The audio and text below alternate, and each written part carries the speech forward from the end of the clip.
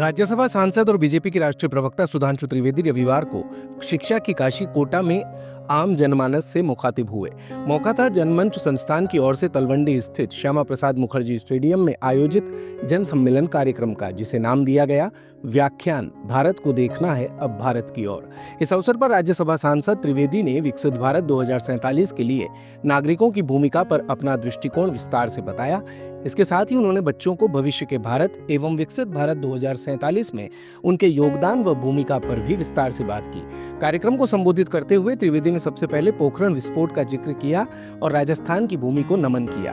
राजस्थान की धरती में पोखरण विस्फोट से उभरा, तो मैं सबसे पहले यहाँ की धरती को भी नमन करता हूँ, ये कहते हुए कि नमन करूं मैं जहां रक्त से लिखी हुई कुर्बानी, जिसके कारण चंदन है यह मिट्टी राजस्थानी।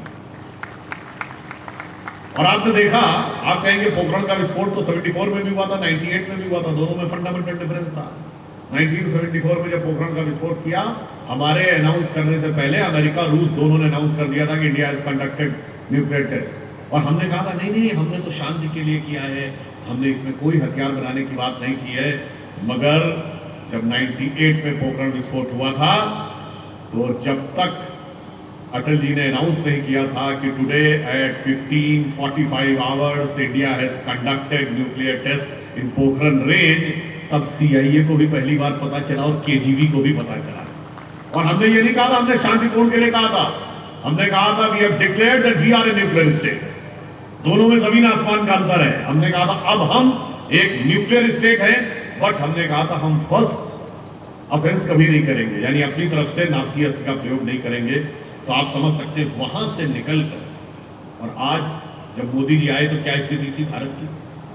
इस मौके पर उन्होंने कहा कि ये बहुत सुखद संयोग है कि देश की लोकसभा का संचालन कोटा के जिम्मे है लोकसभा स्पीकर ओम बिरला के रूप में, और इसी कोटा से सांसद वर्तमान में लोकसभा स्पीकर बिरला के कार्यकाल में कई अहम बिल पारित हुए हैं, कई इतिहास बने हैं। आप सबके लोकप्रिय सांसद और हमारे लोकसभा अध्यक्ष ओम बिरला जी, जिनके आदेश पर ही मैं यहां आया हूं, आप लोगों के लिए और भी सुखद विषय है। भारत दुनिया का सबसे बड़ा लोकतंत्र है, और उस लोकतंत्र की सबसे बड़े पंचायत संसद का अध्यक्ष आज कोटा से आपके सांसद हैं, अर्थात विश्व के सबसे बड़े लोकतंत्र को संचालित करने का सूत्र इस कोटा की धरती से निकल रहा है। तो मुझे लगता है ये कोटा वालों के लिए बहुत गर्व की बात है। और अब इसे आप संयोग मानिए, दैव योग मानिए। जब ओम बिरला जी 2019 में स्पीकर बने, उसके बाद से 6 सालों में क्या क्या पारित हुआ लोकसभा में। आर्टिकल 35 से चला गया, धारा 370 चली गई, राम मंदिर का मुद्दा सॉल्व हो गया, अंग्रेजों का जमाने का IPC act, Indian panel code, भारतीय न्याय संहिता बन गया, ट्रिपल तलाक खत्म हो गया, और भारत की मातृशक्ति को 1/3 रिप्रेजेंटेशन देने वाला नारी शक्ति वंदन अधिनियम पारित हो गया, और अंग्रेजों के जमाने के संसद भवन से निकलकर स्वतंत्र भारत के नए संसद भवन में भारत की संसद ने प्रवेश कर लिया। और तो और इसी बीच में भारत चांद के अछूते कोने दक्षिणी ध्रुव को छूने वाला दुनिया का पहला देश बन गया। उन्होंने बताया कि आगामी साल में जो 6.5% ग्रोथ के साथ भारत की अर्थव्यवस्था ऊंचाई छूने जा रही है, उसके भविष्य में बहुत कुछ सुखद छिपा है। आज राजस्थान में एक चाय वाले की थड़ी पर फ्रांस के राष्ट्रपति डिजिटल पेमेंट करते हैं। ये बढ़ता भारत है। यानी बहुत ही संवेदनशील, लचर और खतरनाक स्थिति में पड़ी हुई 5 अर्थव्यवस्थाओं में, और अब बदलाव ये आया है कि अभी वर्ल्ड बैंक ने जो अपना लेटेस्ट रिपोर्ट दिया है कल, उसने कहा है कि नेक्स्ट ईयर 6.5% की ग्रोथ रेट के साथ वर्ल्ड की सारी बड़ी इकोनॉमीज में भारत फास्टेस्ट ग्रोइंग इकोनॉमी के साथ नंबर 1 पे रहेगा। हमारे बारे में सोच ये थी कि हम तो ऐसे देश हैं जहाँ के लोग कम पढ़े लिखे हैं, टेक्नोलॉजी के प्रति उनका आग्रह नहीं है, नई टेक्नोलॉजी को समझ नहीं सकते हैं। और आपको ध्यान हो कि उस समय की सरकार के वित्त मंत्री चिदम्बरम जी ने फ्लोर ऑफ द हाउस पे कहा था कि डिजिटल टेक्नोलॉजी लाने की बात कर रहे हैं। हमारे यहाँ तो लोगों के अंदर इतनी समझ ही नहीं है कि कैसे डिजिटल टेक्नोलॉजी आएगी।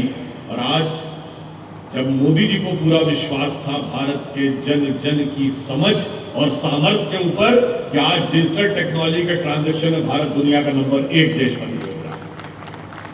आप सबको ध्यान होगा कि जब राजस्थान के दौरे पर फ्रांस के राष्ट्रपति इमैनुअल मैक्रोन आए थे तो उन्होंने जयपुर में एक चाय वाले को पेमेंट डिजिटल ट्रांजैक्शन से किया था। किसको? सड़क के किनारे कुल्हड़ में चाय पिलाने वाले एक टी शॉप वाले व्यक्ति को। ये थी भारत की सामर्थ्य जिसे वो लोग अंडर एस्टिमेट कर रहे थे।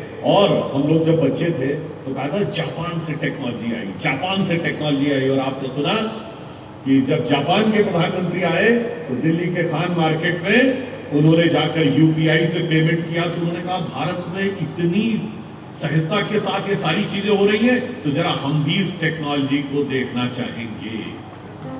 त्रिवेदी ने इस दौरान भारत के संविधान का खूबसूरती से बखान भी किया। अन्य कई देशों का तुलनात्मक पक्ष रखकर जो अनुकरणीय था, सुनने लायक था।